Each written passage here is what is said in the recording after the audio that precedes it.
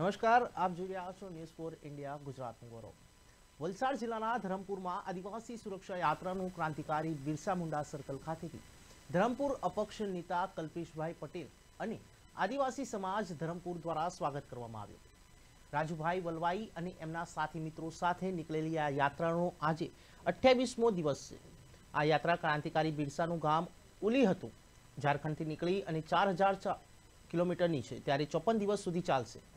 અને વાત કરી આદિવાસી સમાજ ધરમપુર દ્વારા સ્વાગત કરી તેમને શુભેચ્છાઓ પાઠવવામાં પણ આવી હતી। 9 ઓગસ્ટ વિશ્વ આદિવાસી દિવસના દિવસે આપણા ક્રાંતિવીર બિરસા મુંડાના ગામ ઉલી હાતુથી અમે આદિવાસી સુરક્ષા યાત્રાની શરૂઆત કરી। આ યાત્રા કુલ 4000 કિલોમીટરની છે અને 54 દિવસ સુધી ચાલનાર છે। ઝારખંડ, છત્તીસગઢ, મધ્યપ્રદેશ, મહારાષ્ટ્ર અને હાલ અમે ગુજરાતમાં છીએ। 20 તારીખથી રાજસ્થાનમાં જઈશું અને રાજસ્થાન અને ગુજરાતની બોર્ડર પર જ્યાં 7મી માર્ચ 1922ના રોજ 1200 આદિવાસીઓની હત્યા કરવામાં આવી હતી, એ જગ્યા પર આ યાત્રાનું સમાપન થશે।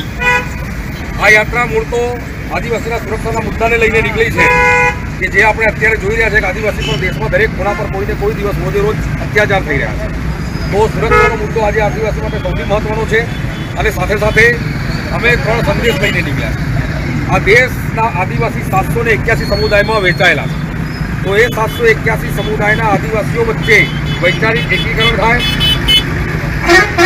આદિવાસીની ઓળખ ધર્મથી નથી કે જાતિથી નથી, આદિવાસીની ઓળખ માત્ર સંસ્કૃતિથી છે અને આદિવાસી પોતાની સંસ્કૃતિ ધીરે ધીરે ગુમાવી રહ્યો છે, ત્યારે આદિવાસીનું અસ્તિત્વ જોખમમાં આવ્યું છે। માટે દેશના આદિવાસીઓની અંદર એની સંસ્કૃતિમાં શુદ્ધિકરણ થાય, અમારો બીજો સંદેશ છે।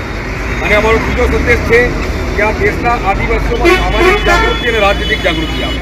સામાજિક જાગૃતિ આપણે ઘણી બધી પ્રાપ્ત કરી લીધી છે માનીએ છીએ, પણ એ જાગૃતિને રાજનીતિક જાગૃતિમાં પલટી નથી શક્યા અને એના કારણે આપણા યોગ્ય પ્રતિનિધિને આપણે વિધાનસભા અને સંસદમાં નથી મોકલી શક્યા અને આપણો અવાજ જ્યાં સુધી જે પહોંચવો જોઈએ પહોંચતો નથી। માટે આ જાગૃતિને રાજનીતિક જાગૃતિમાં હવે પલટવાનો સમય આવી ગયો, મોકલવો પડશે।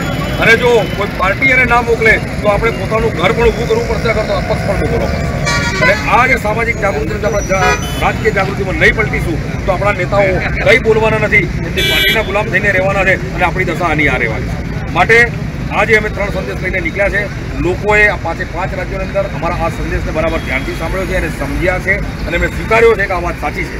તો હું પણ અપેક્ષા રાખું છું કે આ ધરમપુરની અંદર તમે આ અમારો સંદેશ એક આદિવાસી સુધી પહોંચાડો, એવી અપેક્ષાઓ સાથે